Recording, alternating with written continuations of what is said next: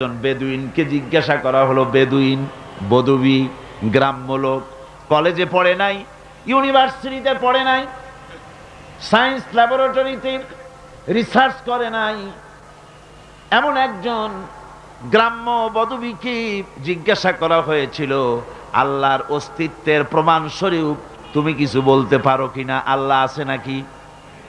ওই গ্রাম্য লোক বললেন, ছাগলের ছোট ছোট পায়খানার বড়িগুলি, কি বলেন, ছাগলের পায়খানা ট্যাবলেটের মতো না, ক্যাপসুলের মতো, কোন জায়গায় ছোট্ট ছোট্ট ছাগলের বিষ্ঠাগুলি দেখলে পরে যে দেখে সে বুঝতে পারে এখানে ছাগলেরা থাকে। গাধার পায়খানার স্তূপ দেখলে পরে মানুষ বুঝতে পারে এখানে গাধারা বাস করে। পায়ের চিহ্ন দেখলে মনে করা যায় এখানে কোনো মানুষ হেঁটে গিয়েছিল। এই ছোট ছোট জিনিস দেখলে পরে যদি ছাগল গাধার মানুষের অস্তিত্ব বোঝা যায়, তাহলে ওই বিরাট আকাশ, এই বিশাল জমিন, গাছপালা, তরুলতা দেখে কেন বোঝা যাবে না যে স্রষ্টা একজন আছেন? আমার ভাইয়েরা, আল্লাহ পাকের পরিচয় দিতে গিয়ে কোরআন আবার বলে, أفلم ينظروا إلى السماء فوقهم كيف بنيناها وزيناها وما لها من فروج। তারা কি কখনো নিজেদের উপরে অধিষ্ঠিত, নিজেদের উপরে অবস্থিত ওই বিশাল আকাশের দিকে কি তাকায় দেখে না, কিভাবে আকাশটা আমি বানালাম আর কি সুন্দর করে আকাশটারে আমি সাজায় দিলাম? এটা কি তারা দেখে না? যার ভিতরে কোনো ফাঁকা নাই, এত সুন্দর করে আকাশটারে বানালাম, ওই আকাশের দিকে কি তাকায় না? আকাশ নিয়ে কি চিন্তা ভাবনা গবেষণা করে না? আমার ভাইয়েরা, বহু লোক এমন আছে ওই আকাশের দিকে তাকায়, বিজ্ঞানীদের মধ্যেও এমন আছে। কেউ কেউ বলে আকাশ বলতে কোনো জিনিস নাই, অনেক দূর, তাই নীলা নীলা দেখা যায়, আকাশ বলে কোনো জিনিস নাই। নাউজুবিল্লাহ, বহুত দূরে, সেই জন্য ওইরকম দেখা যায়, আসলে কিছু নাই। আর সত্যিকারের বড় বড় বিজ্ঞানী যারা, তারা আকাশের অস্তিত্ব সম্পর্কে চিন্তা ভাবনা করে, তাদের চিন্তা এবং গবেষণায় এই জিনিস ধরা পড়ে যে নিঃসন্দেহে আকাশ বলে কিছু আছে। মহাশূন্য যারা গবেষণা করছে, চিন্তায় তারা হয়রান হয়ে যাচ্ছে, বিস্ময় হতবাক হচ্ছে। আল্লাহ পাক বলছেন, ওয়ামা লাহা মিন ফুরুজ, এর ভেতরে কোনো ফাটল নাই। আকাশ থেকে নিয়ে জমিন পর্যন্ত এই বিশাল মহাশূন্য যারা গবেষণা করছে, আমেরিকায় এবার আমার অনেক লম্বা সফর ছিল, 11টা স্টেট সফর করলাম। তার ভিতরে হিউস্টন, যেখানে হচ্ছে মহাশূন্য গবেষণাগার এর প্রধান কেন্দ্র, হেড অফিস, অন্তত 3-4 দিন সময় হলে ভালো করে দেখা যায়। এত বড় বিশাল এরিয়া। আমার হাতে সময় ছিল 5 ঘন্টা। এই 5 ঘন্টায় যতদূর সম্ভব আমি দেখলাম, বিজ্ঞানীদের সঙ্গে যারা রিসার্চ করছে তাদের সঙ্গে আলোচনা করলাম। তারা বললেন, মহাশূন্য যতই দেখছি ততই বিস্ময়, হতবাক, বিমুখ হয়ে যাচ্ছি। এই যে পৃথিবী, এই পৃথিবীটা মহাবিশ্বের তুলনায় একটা মার্বেলের চাইতে বড় কিছু নয়। মার্বেল চেনেন তো, এই যে ছেলেরা রাস্তায় খেলাধুলা করে, এই পৃথিবীটা একটা মার্বেলের চাইতে বেশি কিছু নয়। মহাশূন্যের তুলনায়, মহাবিশ্বের তুলনায় বিশাল এই মহাশূন্যে রয়েছে গ্যালাক্সি। এক একটা গ্যালাক্সির ভিতরে, মিল্কি ওয়ের ভেতরে রয়েছে সহস্র সহস্র বিলিয়ন মিলিয়ন ট্রিলিয়ন তারকা। যেসব তারকা এত এত বড়, বিজ্ঞানীরা বলেছেন সূর্য তো পৃথিবীর চাইতে 13 লক্ষ গুণ বড়, কিন্তু এই রকম 1 থেকে 1.5 কোটি সূর্য খাইয়া হজম করে ফেলাতে পারে এরকম হাজারো তারকা মিল্কি ওয়ের মধ্যে আল্লাহ তৈরি করে রেখে দিয়েছেন।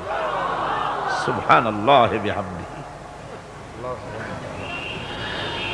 এই মহাশূন্যের ভেতরে আল্লাহ পাক যে কত কিছু সৃষ্টি করে রেখেছেন, মানুষ ক্রমান্বয়ে তা দেখছে এবং অবাক হয়ে যাচ্ছে। বিজ্ঞানীরা চাঁদে গিয়েছেন, সেই চাঁদের থেকে মাটি আহরণ করে নিয়ে এসেছেন। সেই মাটি যেখানে রেখেছে সেখানে লেখা আছে টাচ মুন, চাঁদের মাটি স্পর্শ করো। আমি একটু হাত দিলাম, আমার কাছে মজাই লাগলো যে মরতে বসে আমি মহাশূন্যের চাঁদের মাটিতে হাত দিয়ে দেখলাম, ভালোই লাগলো। নীল আর্মস্ট্রং যে গাড়িটা নিয়ে চাঁদের উপরে ঘুরেছিলেন সে গাড়িটাও সেখানে সংরক্ষিত রয়েছে। মাটির ভিতর থেকে সব রকমের খনিজ পদার্থগুলি আলাদা করে চাঁদের সলিড মাটি যেটা, সেই মাটিটা তারা গ্লাস দিয়ে বড় রকমের বক্স তৈরি করে ওর মধ্যে চাঁদের এনভায়রনমেন্ট, চাঁদের পরিবেশ তৈরি করে ওর ভিতরে টমেটো গাছ, ভুট্টা গাছ, ধানের গাছ লাগিয়েছে। আমি দেখে এসেছি গাছগুলির চারা এত বড় হয়েছে। ওরা এক্সপেরিমেন্ট করছে যে চাঁদের মধ্যে টমেটো চাষ করা যায় নাকি। আসলে এটা তো সম্ভব নয়, তবে চাঁদে যে মাটি আছে বিজ্ঞানীরা তা প্রমাণ করছেন। আর বিজ্ঞানীরা যত বেশি মহাশূন্য নিয়ে চিন্তা ভাবনা করছে ততই আকৃষ্ট হয়ে পড়ছে যে নিঃসন্দেহে কেউ আছেন, নইলে এই শৃঙ্খলাপূর্ণ অবস্থা চলতে পারে না। আল্লাহ রাব্বুল আলামিন বলেন, তিনি যে আছেন তার জাত, তার অস্তিত্বের প্রমাণ দিতে গিয়ে কোরআন বলে ওয়াল আরদা মাদাদনাহা ওয়া আলকাইনা ফিহা রাওয়াসিয়া ওয়া আমবাতনা ফিহা মিন কুল্লি যাওজিম বাহিজ। আল্লাহ রাব্বুল আলামিন বলেন, আমি জমিনকে বিছায়ে দিয়েছি আর এর উপরে পাহাড় বিন্যস্ত করে দিয়েছি। জমিনটারে বিছায়ে দিলাম, জমিনটারে গালিচা বানায় দিয়েছি, জমিন বানায় তাতে আবার ঘাস বানায়েছি, সুন্দর করে গালিচার মতো কার্পেটের মতো সবুজ শ্যামল করে দিয়েছি। এরপরে এর উপরে পাহাড়গুলি দিয়া দিলাম, পাহাড় দিয়া জমিনকে টাইট করে দিলাম। তাবসিরাতান ওয়া যিকরা লিকুল্লি আবদিন মুনিব।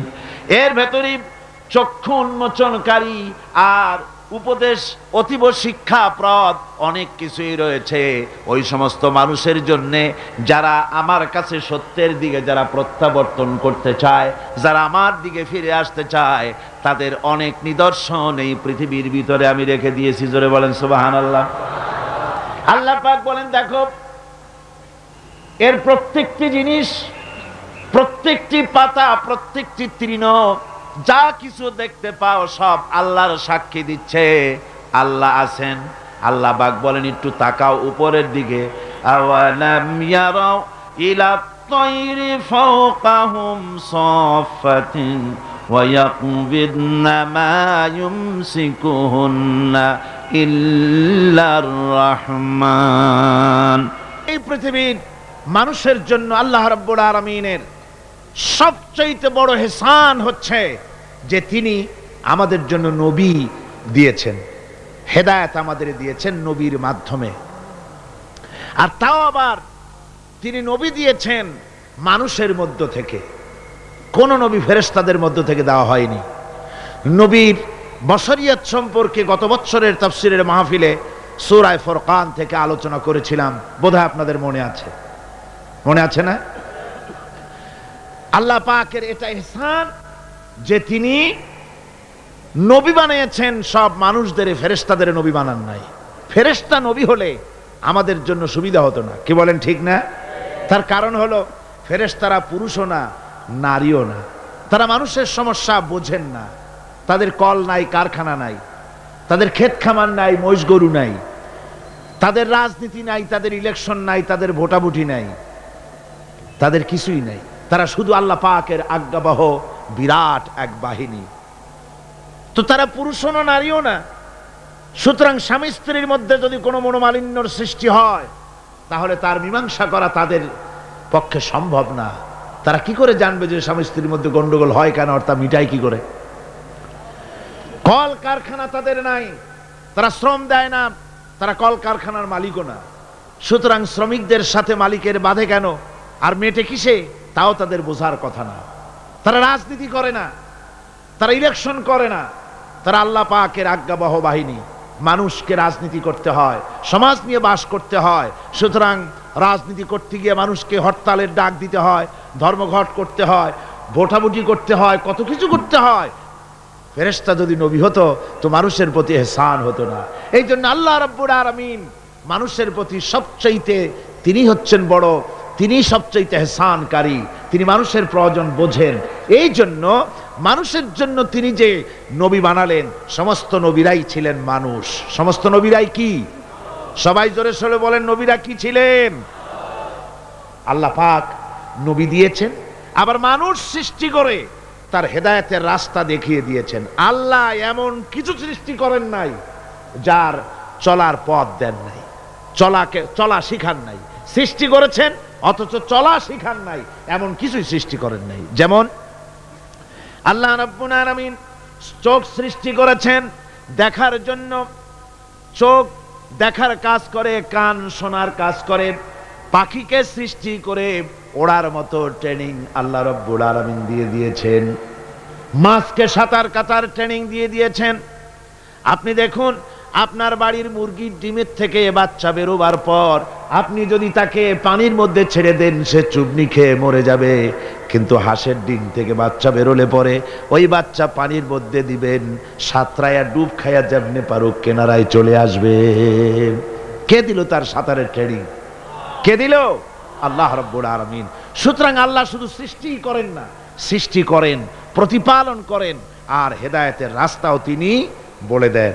তাই এই পৃথিবীতে সাধারণ নেতাদের সাথে আর নবীদের সাথে বিরাট পার্থক্য সূচিত হয়েছে, যেহেতু নবীদের মাধ্যমেই আল্লাহ পাক মানুষের চলার পথের দিশা দিয়েছেন। দুনিয়ার সব নেতারা কথা বলেন মস্তিষ্ক দিয়ে, চিন্তা করে কথা বলেন। আর পয়গম্বরেরা, আল্লাহ রাব্বুল আলামিন বলেছেন, মা ইয়ানতিকু আনিল হাওয়া ইন হুয়া ইল্লা ওয়াহয়ুহা। নবী নফসকে অনুসরণ করে, প্রবৃত্তিকে অনুসরণ করে নবীজি কোনো কথা বলেন না। আমার নবী যেটা বলেন সেটা হলো ওহী। আমি যা তাকে বলতে বলি নবীজি তাই বলেন, আমার কথাই বলেন। আল্লাহ পাক গ্যারান্টি দিতেছেন, এই যে কোরআন, এই কোরআনে কারিমের ভিতরে আমার নবী যদি নিজের থেকে বানিয়ে কোনো কথা বলতেন, ওয়ালা মুতাকাওয়ালা আলাইনা বাদাল আকাবিল, নবী যদি নিজের থেকে কোনো কথা যদি রচনা করে কোরআনের মধ্যে ঢুকিয়ে দিতেন, তাহলে আমি আল্লাহ রাব্বুল আলামিন নবীজির হাতকে চেপে ধরতাম, আমি তার ডান হাতকে চেপে ধরতাম, আর তার কণ্ঠনালীকে আমি আল্লাহ রাব্বুল আলামিন কেটে ফেলে দিতাম। সুবহানাল্লাহ পড়ে। আমি তার কণ্ঠনালীকে কেটে দিতাম। তার অর্থ কি? অর্থ হলো নবীজি নিজের থেকে কোনো কথা বলেন না। নবী যা বলেন, নবীরা যা বলেন, সব কার কথা? আল্লাহ সুবহানাহু ওয়া তাআলার কথা। তাই নবীদের কাছে যত ইলম এসেছে, সমস্ত ইলম কার? জোরে বলেন, সমস্ত ইলম কার? আল্লাহ পাকের। আল্লাহর পক্ষ থেকেই তাদের কাছে ইলম এসেছে। তাই হযরত ইব্রাহিম আলাইহিস সালাম তার পিতাকে ডেকে বলেছিলেন, ইয়া আবাতি ইন্নী ক্বাদ জাআনি মিনাল ইলমি মা লাম ইয়াতিকা ফাত্তাবি'নি আহদিকা সিরাতান সাবিয়্যা। হে আমার সম্মানিত পিতা, আমার কাছে এমন এক ইলম এসেছে, আমার কাছে এমন এক জ্ঞান এসেছে যে জ্ঞান আপনার কাছে নাই, যে জ্ঞান আপনার কাছে আসে নাই। সুতরাং আমার ইত্তেবা করুন, আমার অনুসরণ করুন, তাহলে আপনি সহজ সরল রাস্তাটি খুঁজে পাবেন।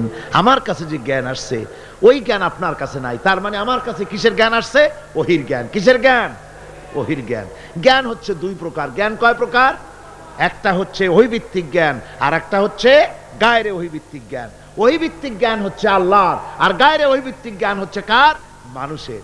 এই ওহীভিত্তিক জ্ঞান যতদিন পৃথিবীতে আসে নাই ততদিন পর্যন্ত আবু জাহল, তার নাম ছিল আবুল হিকাম। কি নাম ছিল? আবুল হিকাম। মানে কি? বুদ্ধির বাপ। শুধু বুদ্ধি, শুধু জ্ঞানী না, শুধু বুদ্ধিজীবী না, বুদ্ধিজীবীর বাপ। আর যখন ওহী নাজিল হয়ে গেল আল্লাহর পক্ষ থেকে, তখন বুদ্ধির বাপ কি হয়ে গেল? আবুল হিকামটা কি হলো?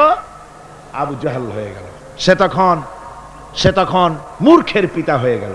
আসল জ্ঞান এসে গেছে, আর আসল জ্ঞানের মালিক হচ্ছেন আল্লাহ সুবহানাহু ওয়া তাআলা। তিনি ইব্রাহিম আলাইহিস সালামের কাছে জ্ঞান তিনি পাঠিয়েছেন, হযরত লূতের কাছে তিনি জ্ঞান পাঠিয়েছেন, মুসা আলাইহিস সালামের কাছে তিনি জ্ঞান পাঠিয়েছেন। সমস্ত নবীদের কাছে আল্লাহর পক্ষ থেকে জ্ঞান এসেছে। আর আল্লাহ রাব্বুল আলামিন কোন জাতকে মাহরুম করেন নাই, সমস্ত জাতির কাছে ওয়ালে কুল্লি উম্মতির রাসূল, প্রত্যেক জাতির জন্য আল্লাহ পাক রাসূল প্রেরণ করেছেন। সুবহানাল্লাহ পড়ে। আল্লাহ রাব্বুল আলামিন বলেছেন, ওয়ালাকাদ বাআসনা ফি কুল্লি উম্মাতির রাসূলা আন ইবুদুল্লাহ ওয়াজতানিবুত তাগুত। আমি প্রত্যেক জাতির জন্য, প্রত্যেক উম্মতের জন্য আমি রাসূল প্রেরণ করেছি, যাতে করে কোন জাতি বলতে না পারে যে আমরা সতর্ককারী আমাদের কাছে আসে নাই, তাওহীদের কথা বলতে কেউ আসে নাই। আল্লাহ রাব্বুল আলামিন তাই প্রত্যেক জাতির জন্য বলেন আমি নবী পাঠিয়েছি। তারা দাওয়াত দিয়েছেন এক আল্লাহর গোলামি করো, এক আল্লাহর দাসত্ব করো, তিনি ছাড়া তোমাদের কোনো ইলাহ নাই, তিনি ছাড়া তোমাদের কোনো মাবুদ নাই, উপাস্য নাই, তারই গোলামি জীবনের সকল ক্ষেত্রে করো। এভাবে করে আল্লাহ পাক যুগে যুগে নবী প্রেরণ করেছেন। এই নবী পাঠাবার উদ্দেশ্য কি সেটা কোরআনে কারীমে আল্লাহ পাক বলছেন। নবী পাঠাবার উদ্দেশ্য হচ্ছে আলিফ লাম রা কিতাবুন আনজালনাহু ইলাইকা লিতুখরিজান নাসা মিনাজ যুলুমাতি ইলান নূর। এই কিতাব আমি তোমার প্রতি অবতীর্ণ করেছি। কেন? লিতুখরিজান নাসা মিনাজ যুলুমাতি ইলান নূর। পয়গম্বরদের আগমনের উদ্দেশ্যই ছিল যে তারা পৃথিবীর মানব মণ্ডলীকে পঞ্জীভূত অন্ধকারের ভেতর থেকে টেনে বের করে আলোর দিকে নিয়ে আসবে। কোথায় নিয়ে আসবে? আলোর দিকে নিয়ে আসবে। পঞ্জীভূত অন্ধকার কি? অন্ধকার হচ্ছে মানুষের তৈরি করা মতবাদ। মানুষ যত মতবাদ তৈরি করেছে সবগুলি কি? অন্ধকার। একমাত্র ইসলাম হচ্ছে আলো। সেই আলোর দিকে, হেদায়েতের দিকে, কোরআনের দিকেই আল্লাহ রাব্বুল আলামিন নবীদেরকে পাঠিয়েছেন, যাতে করে তারা মানব মণ্ডলীকে আলোর দিকে নিয়ে আসেন। এই নবুয়তের সিলসিলা শুরু হলো হযরতে সাইয়্যিদানা আদম আলাইহিস সালাম থেকে, আর শেষ হলো গিয়ে মুহাম্মদুর রাসূলুল্লাহ সাল্লাল্লাহু আলাইহি ওয়াসাল্লাম। রাসূল পাক সাল্লাল্লাহু আলাইহি ওয়াসাল্লামকে আল্লাহ রাব্বুল আলামিন তাকে বিশ্ব নেতা বানিয়ে দিলেন। কি নেতা বানালেন? বিশ্ব নেতা, ইমামুল মুরসালিন। সমস্ত রাসূলদের নেতা তিনি। রাসূল পাক সাল্লাল্লাহু আলাইহি ওয়াসাল্লাম বিশ্ব নেতা। আর বিশ্ব নেতা হওয়ার মতো সব কোয়ালিটি আল্লাহ পাক একমাত্র রাসূলকে দান করেছেন। আর কারো মধ্যে বিশ্ব নেতা হওয়ার কোয়ালিটি নাই। আছে? জোরে বলেন আছে? বিশ্ব নেতা হওয়ার জন্য প্রথম যে কোয়ালিটি হওয়া দরকার সেটা হলো তিনি যে কথা বলবেন তা কোনো বিশেষ জাতির জন্য, বিশেষ কোনো বর্ণ, কোন শ্রেণীর কল্যাণের জন্য কথা বলবেন না।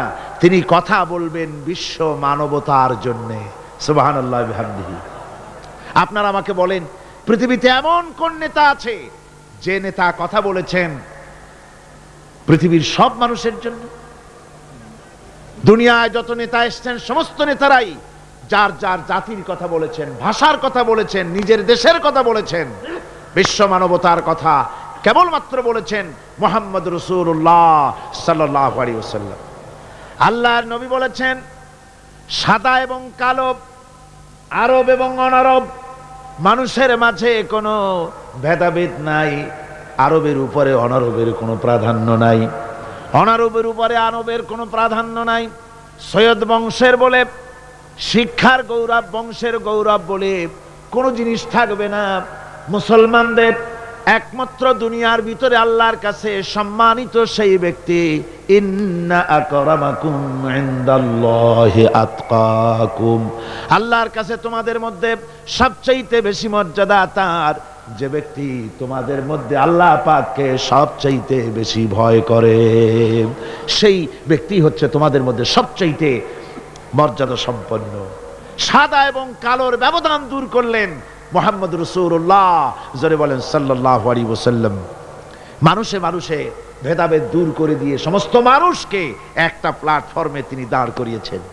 বিশ্ব নেতা হবেন তিনি যার আদর্শ সারা দুনিয়ার মানুষের জন্য প্রযোজ্য। বলুন, পৃথিবীর কোন নেতা, কোন ব্যক্তি তার আদর্শ দুনিয়ার সমস্ত মানুষের জন্য গ্রহণযোগ্য হতে পারে এমন আদর্শ কেউ দেখাতে পেরেছে? কেউ পারেনি। 3 নম্বরের যে কোয়ালিটি প্রয়োজন তা হচ্ছে তার দেওয়া আদর্শ কোনো গণ্ডির ভিতরে সীমাবদ্ধ থাকবে না, বরং তা পৃথিবীর সব জায়গায় ছড়িয়ে পড়বে।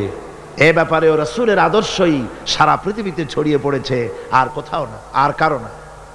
চতুর্থ, বিশ্বনেতা হওয়ার জন্য আরেকটি কোয়ালিটি এমন, যেটা হচ্ছে যে তিনি আদর্শ দিয়েই ক্ষান্ত হবেন না, নিজের জীবনে তা বাস্তবায়িত করে পৃথিবীর সামনে পেশ করবেন। কোন নেতা আছে যে জীবনে কার্যকরী করে দেখায়া মানুষের সামনে বলতে পেরেছে? আমরা যত নেতাদের ইতিহাস জানি, জীবনী জানি, আমরা দেখেছি তাদের চরিত্র 2 রকমের, তাদের ক্যারেক্টার 2 রকমের। একটা হচ্ছে পার্সোনাল ক্যারেক্টার, আর একটা হচ্ছে পাবলিক ক্যারেক্টার। একটা মানুষের কাছে দেখাবার চরিত্র, আর একটা হচ্ছে ব্যক্তিগত চরিত্র, ঠিক কিনা? তারা বলেন, আমরা যা বলি সেইটা শোনো, আমি যা করি তা দেখতে যাও না। এই হচ্ছে ওদের কথা। মুহাম্মদ রাসূলুল্লাহ সাল্লাল্লাহু আলাইহি ওয়াসাল্লাম হচ্ছেন সেই মহান নেতা যিনি বলেছেন, ও আমার সাহাবীরা, ও আমার স্ত্রীরা, তোমরা দিনের আলোতে আমার মধ্যে যা কিছু দেখতে পাও আর রাতের বেলায়ও যা কিছু আমার মধ্যে দেখতে পাও, সব কথাগুলি তোমরা মানুষের কাছে খুলে বলে দাও। সুবহানাল্লাহ। কোন ব্যক্তি আছে এমন যিনি বলতে পারবেন সাহস করে যে আমার জীবনের সব কথা মানুষের কাছে বলে দাও? কে বলতে পারবে? হযরতে আয়েশা সিদ্দিকা রাদিয়াল্লাহু তাআলা আনহার খেদমতে কিছু সাহাবায়ে কেরাম এসে বলেছিলেন, হুজুর, বলেছিলেন, মা বলুন তো হুজুর সাল্লাল্লাহু আলাইহি ওয়াসাল্লামের চরিত্রটা কেমন? আপনি তো সব সময় কাছে বেশি থাকার সুযোগ পান, চরিত্র আপনারই ভালো জানার কথা, বলুন হুজুরের চরিত্র কেমন? হযরত আয়েশা বলেছিলেন, তোমরা কি কোরআন পড়তে জানো? তারা বললেন, হ্যাঁ, আমরা কোরআন পড়তে জানি। হযরত আয়েশা বলেন, কোরআনে কারীম যদি পড়তে জেনে থাকো তাহলে রাসূল পাক সাল্লাল্লাহু আলাইহি ওয়াসাল্লামের চরিত্র জানার জন্য আমার কাছে কেন এলে? যেটা কোরআন শরীফে পড়েছো তার বাস্তব নমুনা যদি দেখতে চাও তাহলে আল্লাহর নবী মুহাম্মদুর রাসূলুল্লাহর দিকে তাকাও। তিনি হচ্ছেন কোরআনে কারীমের মুজাসসাম নমুনা। এই যে কোরআন, এটা কয় পারা? 30 পারা। এই 30 পারা কোরআনের বাস্তব চিত্র যদি কেউ দেখতে চায় তাহলে রাসূল পাক সাল্লাল্লাহু আলাইহি ওয়াসাল্লামের 23 বছরের নবুয়তের জীবন দেখুক। সুবহানাল্লাহ। এইখানে তো সব লেখা আছে, এখানে সব লেখা আছে। এটা হলো থিওরি। প্র্যাকটিক্যাল যদি কেউ দেখতে চায় কোরআন, তাহলে হুজুরকে দেখতে হবে। কারে দেখতে হবে? পা থেকে শুরু করে মাথা পর্যন্ত, নবুয়তের প্রথম দিন থেকে শুরু করে শেষ নিঃশ্বাস পরিত্যাগ করার সময়টুকুন পর্যন্ত রাসূল পাক সাল্লাল্লাহু আলাইহি ওয়াসাল্লাম কোরআনকে নিজের জীবনের উপরে বাস্তবায়িত করে মানুষের সামনে তুলে ধরেছেন। সুবহানাল্লাহ, সুবহানাল্লাহ। এই জন্য আল্লাহর নবীর চরিত্রের সার্টিফিকেট দুনিয়ার কোন নেতার চরিত্রের সার্টিফিকেট তাদের বইয়ের ভিতরে নাই, ধর্মগ্রন্থের ভিতরে নাই। একমাত্র কোরআনের ভিতরে কোরআনের বাহক যিনি ছিলেন, কোরআনের ধারক যিনি ছিলেন, তার চরিত্রের সার্টিফিকেট আল্লাহ কোরআনের মধ্যে ঢুকাই দিয়েছেন। রব্বুল আলামিন বলেন, ওয়া ইন্নাকা লাআলা খুলুকিন আযীম। নবী হে, আপনি হচ্ছেন পূত পবিত্র চরিত্রের উপরে প্রতিষ্ঠিত। সুবহানাল্লাহ, আপনি চরিত্রের উপরে প্রতিষ্ঠিত। রাসূল পাক চরিত্রের মূল ব্যক্তিত্ব ছিলেন। লেখাপড়া জানতেন না হুজুর। হুজুর কি লেখাপড়া জানতেন? লেখাপড়া জানতেন না, না পড়তে জানতেন, না লিখতে জানতেন, না নিজের নাম সই করতে পারতেন। অথচ গোটা বিশ্বের সর্বকালের সর্বযুগের সর্বশ্রেষ্ঠ নেতা মুহাম্মদ রাসূলুল্লাহ সাল্লাল্লাহু আলাইহি ওয়াসাল্লাম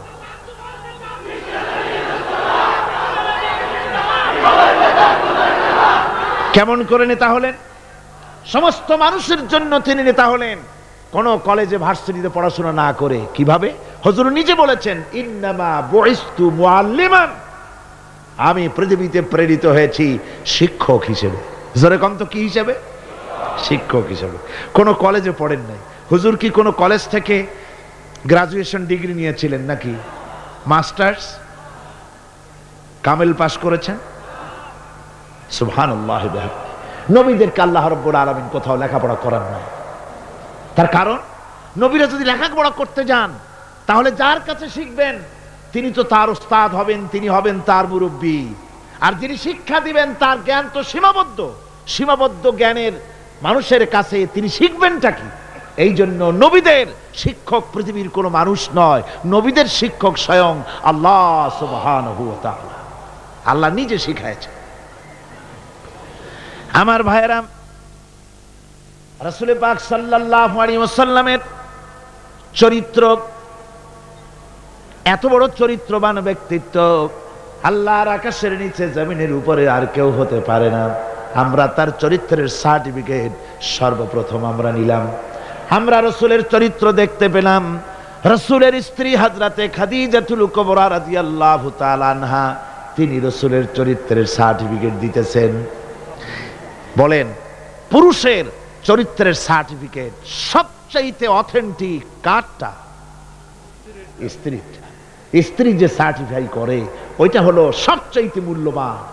আপনি পারেন বিদেশে গিয়া খুব বেশি জামা কাপড় গায়ে দিয়ে তারপরে বলতে পারেন যে আমি একেবারে কুতুবে জামান, ইমামুল জিন্নি ওয়াল ইনস, একটা বহুত কিছু আমি বলতে পারেন, কিন্তু আপনি কুতুবে জামান না শয়তানের খালাতো ভাই, এটা বউ জানে সবচাইতে বেশি। কে জানে সবচাইতে বেশি? বউ। স্ত্রী জানে সবচাইতে বেশি। রাসূলুল্লাহর সার্টিফিকেট স্ত্রী দিচ্ছে। সুবহানাল্লাহ। দেখুন, হুজুর যখন নবুয়ত পেলেন এবং হযরত খাদিজার কাছে পেশ করলেন, লম্বা ঘটনায় যাব না। রাসূলুল্লাহ যখন নবুয়তের কথা পেশ করলেন হযরত খাদিজার কাছে, উম্মুল মুমিনিন হযরতে খাদিজাতুল কুবরা রাদিয়াল্লাহু তাআলা আনহা এক সেকেন্ডও দেরি করেন নাই, এক মুহূর্ত দেরি করেন নাই। আমরা জানি একটা স্ত্রী তার স্বামীর জন্য জান দিতে পারে, মাল দিতে পারে, ভালোবাসা জীবনে যা আছে সব উজাড় করে দিতে পারে, কিন্তু স্ত্রী কখনো স্বামীর উপরে ঈমান আনতে পারে না। পারে নাকি? টেস্ট করেন। আজকে গভীর রাত্রে ঘুম ভাঙিয়া বউকে জাগান, এই মাত্র স্বপ্নে দেখলাম এক ফেরেশতা বলে গেল আমি নাকি পীর, তো তুমি সর্বপ্রথম আমার কাছে মুরিদ হও। বউ বলবে যে এই দান্দাবাজি আমার কাছে কইটো না, অন্য কোথাও পথ দেখো। ঠিক না? স্ত্রী জান দিয়ে দিতে পারে স্বামীর জন্য, ঈমান আনতে পারে না। আল্লাহর নবী যখন নবুয়তের কথা হযরতে খাদিজার কাছে পেশ করলেন, হযরতে খাদিজা এক মুহূর্ত দেরি করেন নাই, এক সেকেন্ডও চিন্তা করেন নাই, সঙ্গে সঙ্গে মা খাদিজা পড়েছেন লা ইলাহা ইল্লাল্লাহু মুহাম্মাদুর রাসূলুল্লাহ। জোরে সোরে পড়েন লা ইলাহা, না না ওইটা লা ইলাহা, জোরে পড়েন লা ইলাহা।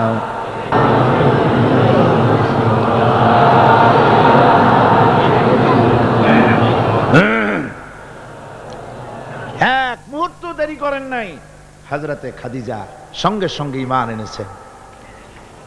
আমার বন্ধুগণ,